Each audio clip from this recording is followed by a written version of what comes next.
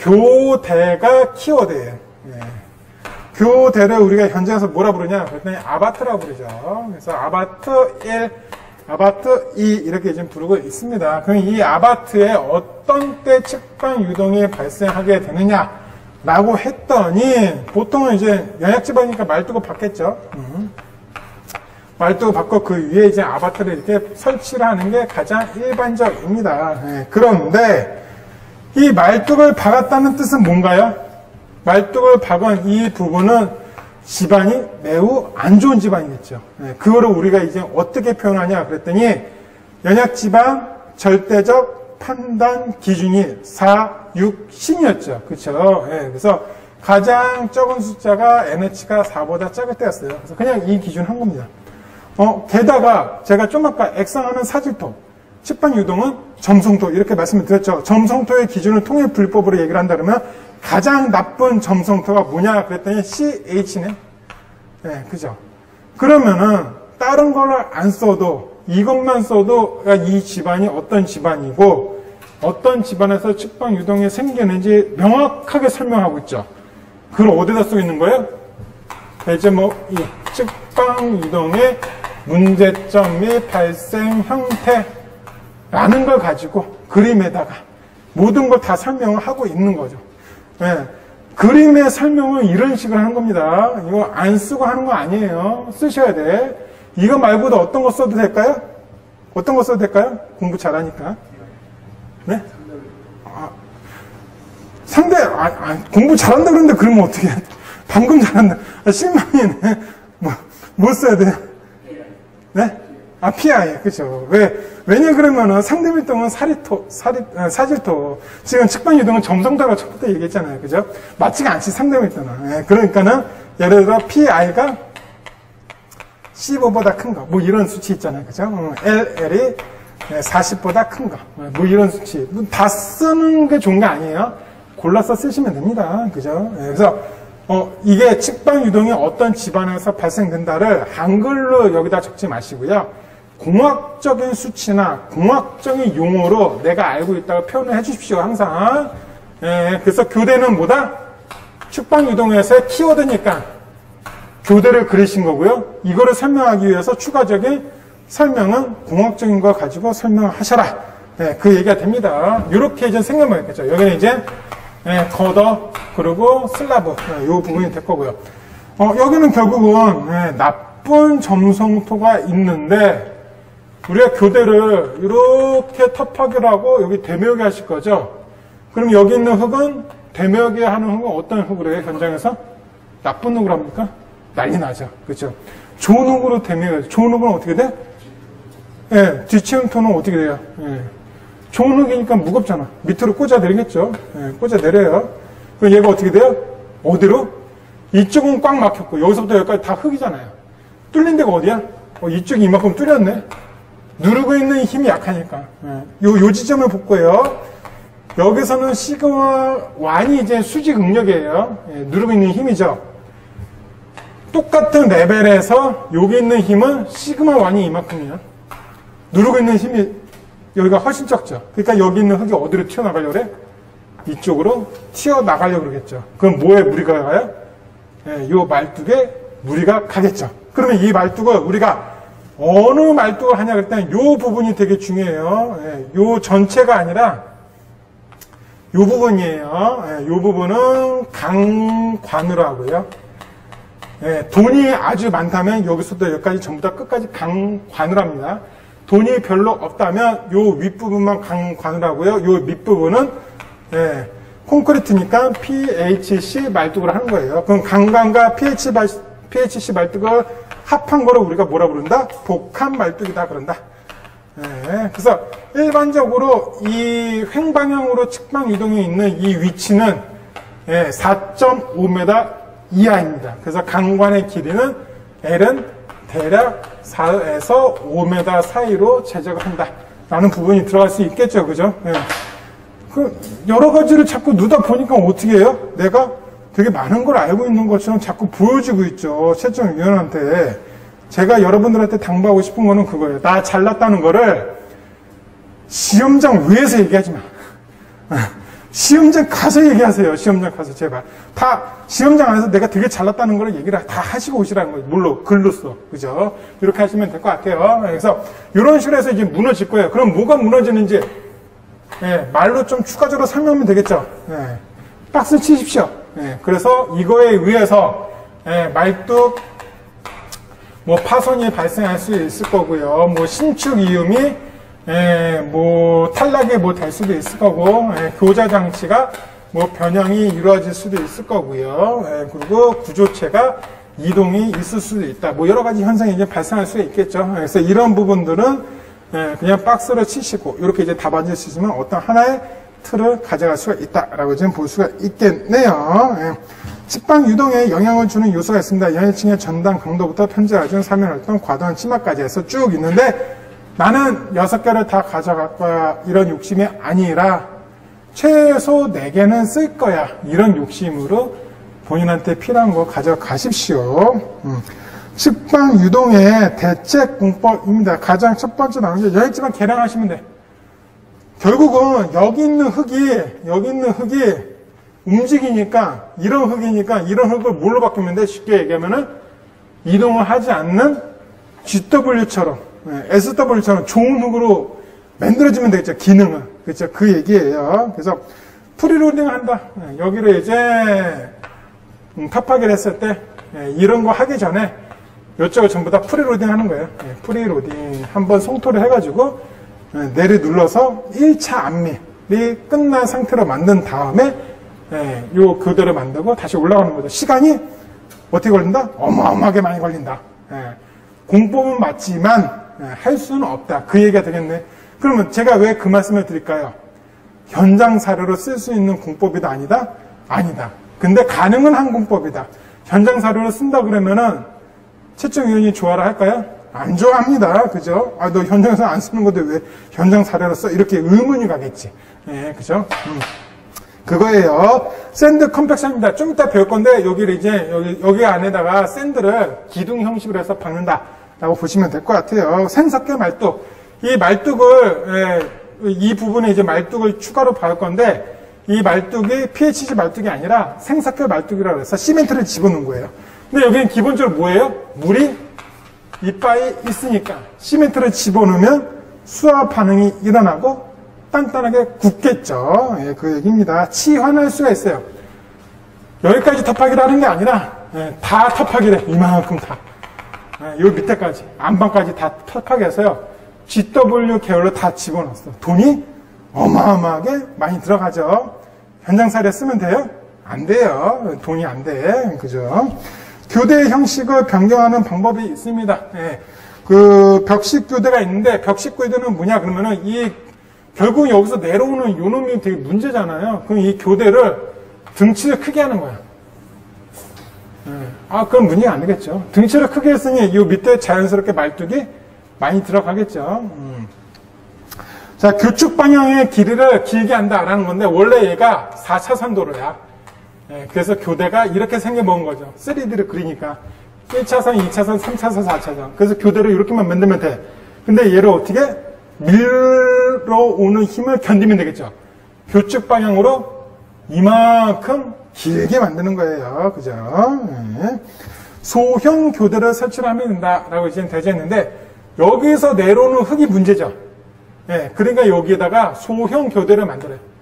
아파트를 조그만 것도 만들고 여기다가 이런 식으로 말뚝을 박아요. 그러면 위에서 내려오는 힘을 억제할 수 있다라고 지금 우리가 보여져 있는 거고요. 배면 성토 경감.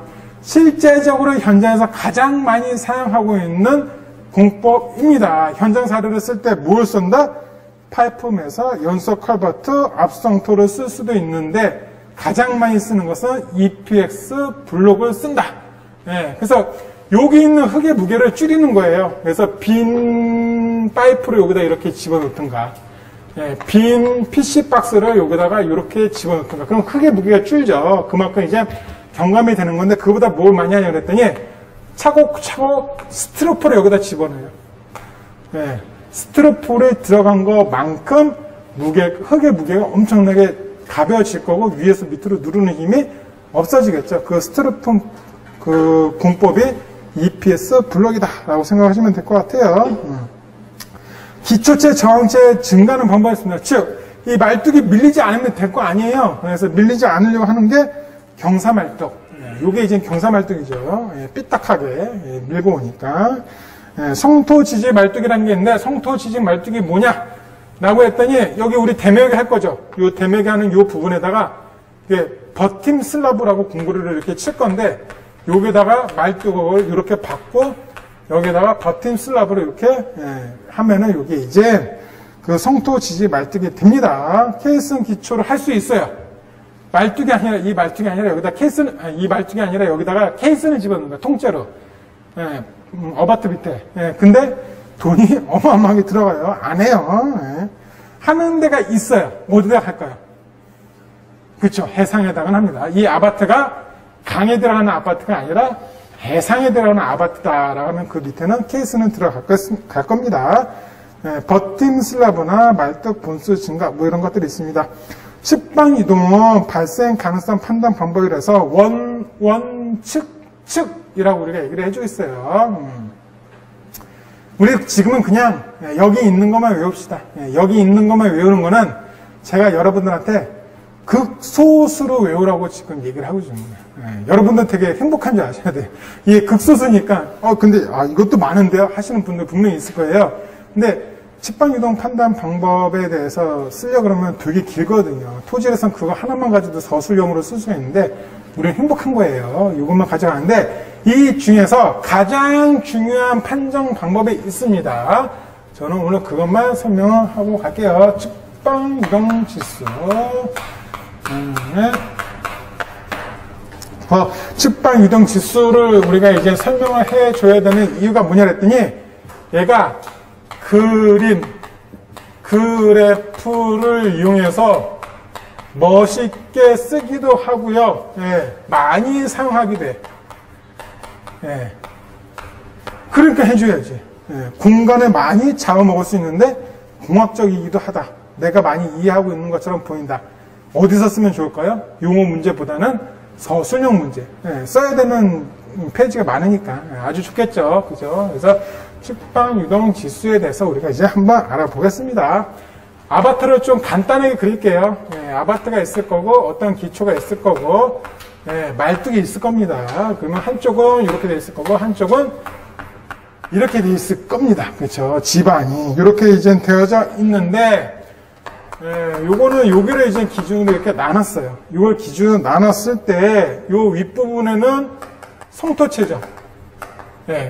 즉, 다시 말해서 좀 쉬운 말로 해서, 되매혹인데, 외부에서 가져온 흙이야. 그 가져온 흙이니까 좋은 흙이겠죠.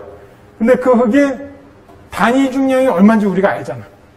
그렇죠? 그 흙을 얼마큼 높이만큼 쌓았는지 우리 알죠. 그죠? 그래서 이 윗부분이랑 이 밑에 부분이랑 이렇게 나눈 거예요. 그 이 밑에 부분에 있었던 흙은 뭐예요? 원지반이네. 우리가 추측하길래 측방 유동이니까 점성토겠죠. 점성토는요, 어디서부터 나오냐 그랬더니, 타우너 C 플러스 시그마 탄젠트 파이예요. 그래서 얘는 흙의 전단 강도인데, 흙의 전단 강도는 점착력과 내부 마찰각, 요 두 개를 가지고 결정을 짓습니다. 점착력은 점성토를 가지고 하는 거고요. 내부 마찰각은 사지토를 가지고 하는 거예요. 측방 유동이니까 뭐가 들어간다?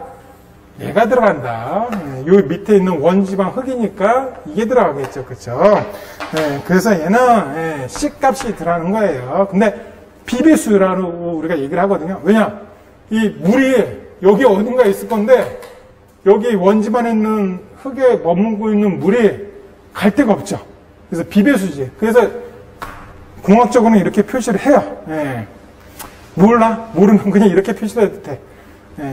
여러분들 가장 쉽게 접근할 수 있는 말을 제가 해드리는 것 뿐이에요. 저는 그냥 이렇게 한번 쓸게요. 비배수니까. 근데 얘네가 얼마만큼의 뎁스, 말뚝에 대한 깊이가 있겠죠.